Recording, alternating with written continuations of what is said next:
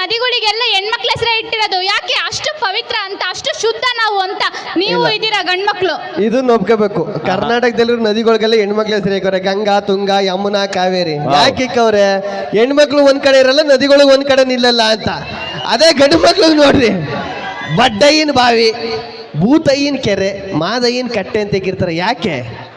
ಒಂದೇ ಕಡೆ ನೀರ್ ನಿಂತು ನಿಂತು ಕೊಚ್ಚೆ ಇವಕ್ಕೆ ಬ್ಯಾರೆ ಕಡೆ ಹೋಗಿ ಬದುಕಕ್ ಬರಲ್ಲ. ಅದಕ್ಕೆ ನಿಮ್ಮದೊಂದು ದೋಸ್ತರ ಸರ್ಕಲ್ ಇರುತ್ತೆ. ಆ ಸರ್ಕಲ್ ಬಿಟ್ಟು ಆಚೆ ಬದುಕಲ್ಲ ನೀವು ನನ್ನ ಮಕ್ಳ. ಆದ್ರೆ ನಾವು ಹುಡುಗಿರಂಗಲ್ಲ. ಇವತ್ತು ಮಂಗಳ ನಾರೆ ಇನ್ನೊಬ್ಳು ಹತ್ರ ಹೋಗಿ ಅದೇ ಗಾಸಿಪ್ ಮಾಡ್ಕೊಂಡು ಹಂಗೆ ಚೆನ್ನಾಗಿರ್ತೀವಿ, ಹಂಗೆ ಜಗಳ ಆಡ್ಕೊಂಡ್ ಬರ್ತೀವಿ. ಹೌದಕ್ಕ? ಮಂಗಳಕ್ಕ, ಹೌದು. ಮಂಗಳಕ್ಕ ಅಲ್ಲಿ ಕೂತವ್ರು ಏನು ಮಾತಾಡ್ತಾ ಇಲ್ಲ. ಇಲ್ಲ ಆದ್ರೂ ಏನಿಲ್ಲ, ಹುಡುಗರು ಆದ್ರೂ ಮಚ್ಚ ನೀನೇನೇ ಹೇಳು, ನಾವು ಹೆಣ್ಮಕ್ಳೇ ಗ್ರೇಟು. ಯಾಕೆ ಅಂದ್ರೆ ನೀನು ಕಾಲು ಎಳಿಯೋದಕ್ಕೆ ಬೇಕು ಗಗನ, ಅದಕ್ಕೇನೆ ನೀನು ಇವತ್ತು ಆಗಿರೋದು ಫೇಮಸ್. ಸೊ ನಾವು ಹೆಣ್ಮಕ್ಳು ಇಲ್ಲ ಅಂದ್ರೆ ನೀನು ಕಾಲು ಎಳಿಯೋಕ್ಕೂ ಆಗ್ತಾ ಇರ್ಲಿಲ್ಲ. ಅಂಡ್ ನಿಮ್ಮನ್ನ 9 ತಿಂಗಳು ಹೊಟ್ಟೆಲಿ ಇತ್ಕೊಂಡು ಎತ್ತೋಳೆ ನಾವಲ್ವಾ? ಅಲ್ವಾ ಮೇಡಮ್? ಹುಟ್ಟಿಸ್ತವ್ರೆ ನಾವಲ್ವಾ? ನೀನ್ ದುಡ್ಡು ದುಡ್ಡು ಅಂತ ಇಷ್ಟಪಡ್ತೀಯಲ್ಲ, ಆ ದುಡ್ಡು ಕೂಡ ಲಕ್ಷ್ಮಿನೇ, ಅದು ಕೂಡ ಹೆಣ್ಣಲ್ವಾ?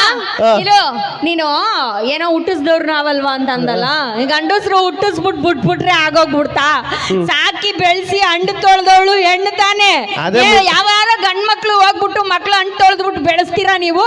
ಅದೇ ನಾವು ತಂದಾಕ್ತಿವಿ, ನೀವು ತಿಂದಾಕ್ತೀರಾ, ಅಷ್ಟೇ ತಾನೆ?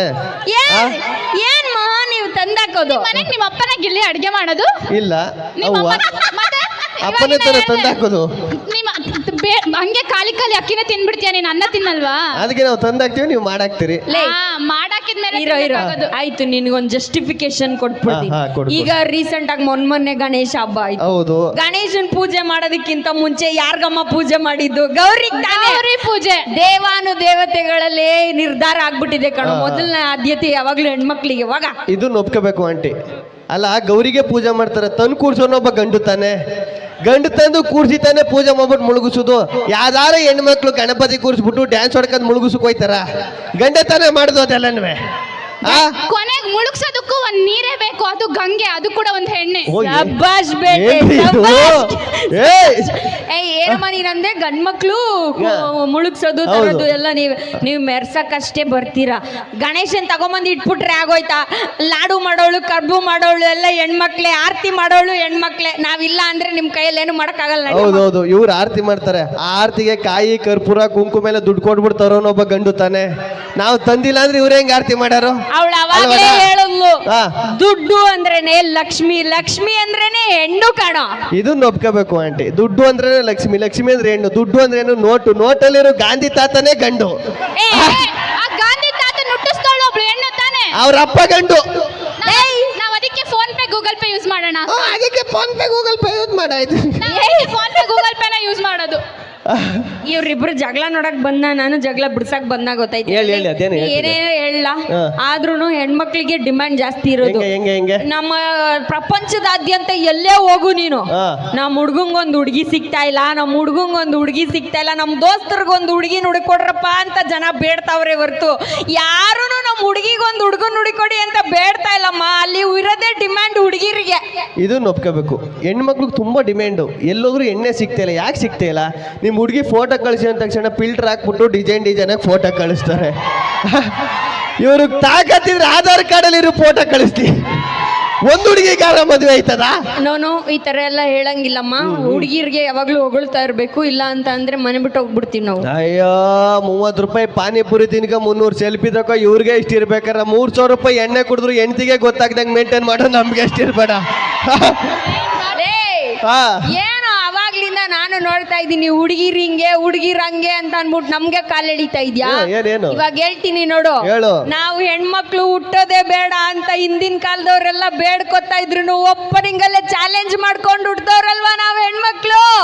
ನಾವು ಮನೆಯಿಂದ ಆಚೆಗೆ ಹೋಗ್ಬೇಕು ಅಂತಂದ್ರೆ ಅಪ್ಪ, ಅಮ್ಮ, ಅಣ್ಣ, ತಮ್ಮನ್ ಪರ್ಮಿಷನ್ ಕೇಳಬೇಕು. ನಾವು ಓದ್ಬೇಕು ಅಂದ್ರೆ 100 ರೆಸ್ಟ್ರಿಕ್ಷನ್. ಇದ್ರೊಳಗಡೆ ನಮ್ಮ ಅರ್ಧಂಬರ್ಧ ಎಜುಕೇಶನ್ ಕಂಪ್ಲೀಟ್ ಮಾಡ್ಕೊಂಡು ಆಂಬಿಷನ್ ಫುಲ್ಫಿಲ್ ಆಗದೆ ಸಮಾಜದ ಕಟ್ಟುಪಾಡಿಗಳಿಗೆಲ್ಲ ಕಟ್ಟು ಬಿದ್ದು ನಿನ್ನಂತ ಕಮಂಗಿ ನನ್ನ ಮಕ್ಕಳಿಗೆ ಗಂಟು ಬಿದ್ದು ನಾವು ಹುಟ್ಟಿ ಬೆಳೆದ ಮನೆ, ಬೀದಿ, ಕೇರಿ ಎಲ್ಲ ಬಿಟ್ಟು ಸಿಂಗಲ್ ಆಗಿ ಹೋಗಿ ಇನ್ನೊಬ್ರು ಮನೆ ಫ್ಯಾಮಿಲಿ ಜೊತೆ ಮಿಂಗಲ್ ಆಗಿ ಬದುಕ್ತೀವಲ್ಲ, ನಾವು ತಾನೇ ಗ್ರೇಟು.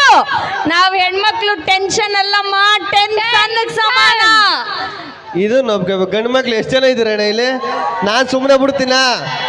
ಗಂಡು ಮಕ್ಳು ಹುಟ್ಟಬೇಕಾದ್ರೆ ಕಮಿಟ್ಮೆಂಟ್ ನಮ್ಮ ಊಟನ ಹೆಗಲ ಮೇಲೆ ಎತ್ಕೊ ಹುಟ್ಟಿರೋರು ನಾವು.